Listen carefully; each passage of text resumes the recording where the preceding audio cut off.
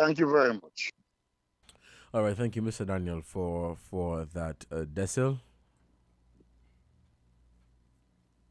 Yes, yes, I agree with what Mr. Daniel has been saying. We really need to pay some keen focus on um making data-driven decisions. As a student, I know I found getting data from the statistical department on various different things are like it's like picking needles from haystacks. It's really hard. And in terms of when our data is being published and stuff like that, it's very difficult to get data. So I believe one of the places that the budget missed out on and that our governments keep missing out on is ensuring that our data collection and our statistical departments are either better staffed or has stronger data collection technologies and stuff like that, so that we can make real decisions that affect people correctly. And instead of looking outward, well, instead of constantly focusing inward, we have to look outward, as Mr. Daniel said. Let's find case studies. Let's find projects that are happening in various areas across the region and internationally that are dealing with similar issues to ours, and see where we can, create sustainable programs to solve them. And it's a challenge that we have here, and I think we keep taking ourselves for granted because I don't know, maybe some people don't feel it as much as others.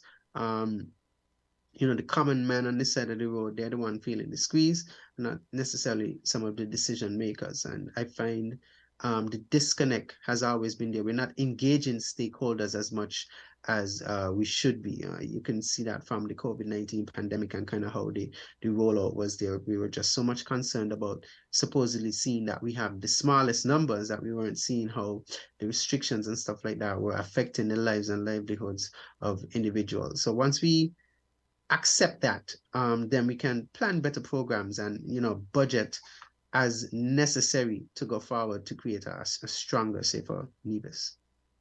All right, thank you. I thought you were going to say stronger, safer future.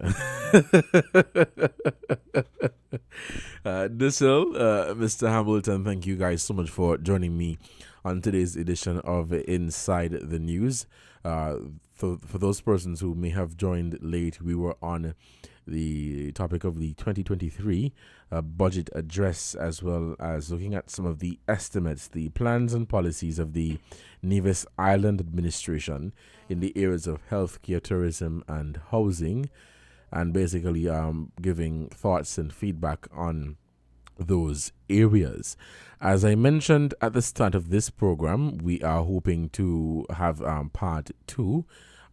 Kevin Hope, an economist by profession, is expected to join us next week to give or to look at it from an economic standpoint in terms of the estimates and budget, and to compare the estimates from 2022 to those of 2023, perhaps 2021 as well. This has been another edition of Inside the News. Until next time, you guys stay safe. I've been your host for today, Devon Cornelius. You guys take care. Bye-bye. So who you left the kids with tonight? Nobody. They're big enough to take care of themselves. Girl, you mad? Junior only 7 years old. And suppose something happened to the baby while you're out here? My mother was leaving me home